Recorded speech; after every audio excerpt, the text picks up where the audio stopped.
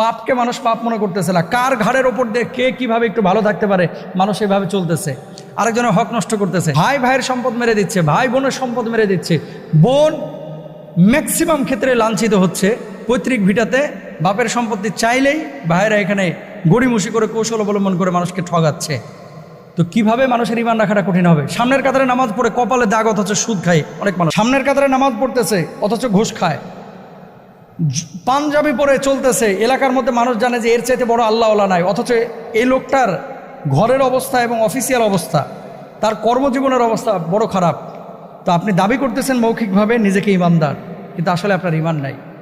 বলতেছে আমি ইমানদার অথচ শিরিক করে, বলতেছে আমি ইমানদার অথচ কুফুরি করে, বলতেছে আমি ইমানদার, বিভিন্ন জায়গায় সিজদা মিজদা করে, ওই যে মাজারে টাজারে গিয়া, কবরস্থানে গিয়া, জানে ওরা এটা কি সে ইসলাম মনে করছে? আহা, কেউ কেউ তো এমন কথা বলে